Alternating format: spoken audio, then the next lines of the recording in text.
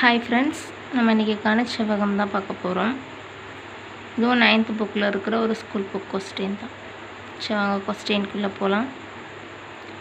ஒரு சாக்லேட் பெட்டியின் நீளம், அகலம், உயரங்கள் முறையே 5:4:3 விகிதத்தில் உள்ளது.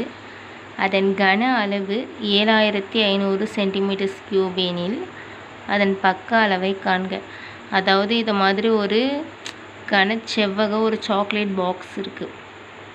உங்களுக்கு இந்த பாக்ஸ் தெரியுதுங்களா?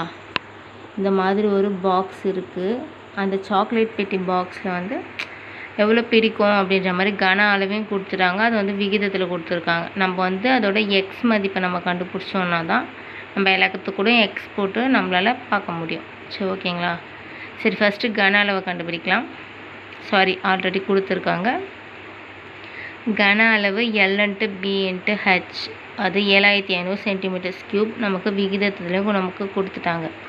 ஸோ அதை நம்ம எக்ஸ்ன்னு எடுத்துக்கிறோம். மொத்தத்தையும் 5x 4x 3x, இந்த 5x 4x 3x தான் நமக்கு 7500 cm3.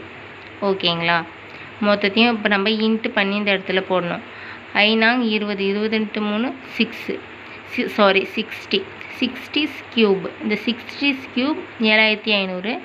நமக்கு எக்ஸஸ் கியூப் இந்த இடத்துல வச்சுட்டு 60 இந்த இடத்துல எடுத்துகிட்டு போனால் நமக்கு டிவைடரில் வரும். டிவைடரில் நம்ம அடித்தோன்னா நமக்கு 125 எக்ஸஸ் கியூப். எக்ஸஸ் கியூப்ன்றது நமக்கு 125.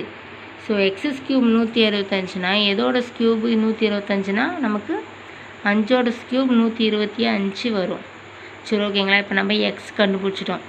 நம்ம இந்த இடத்துல இந்த எக்ஸுன்ற இடத்துல இந்த எக்ஸ் கண்டுபிடிச்சோம் பார்த்தீங்களா? அது சப்ஸ்டியூட் பண்ணால் நமக்கு இதோட நீளம், அகலம், உயரம் முறையே நமக்கு கிடச்சிரும். ஓகேங்களா? சரி, வாங்க போகலாம்.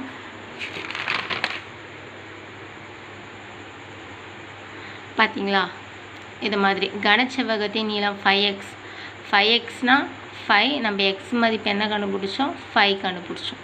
ஸோ 5 போட்டோன்னா நமக்கு 25 cm3. நீளம் 25 cm3. அகலம் பார்த்தா 4x பார்த்தீங்கன்னா 4 × 5 20 cm3.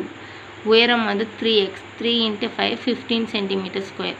அவ்வளோதான் ஃப்ரெண்ட்ஸ். இது மாதிரி ஸ்கூல் புக் கொஸ்டின்ஸ் வேணும்னா நம்மளை ஃபாலோ பண்ணிக்கோங்க.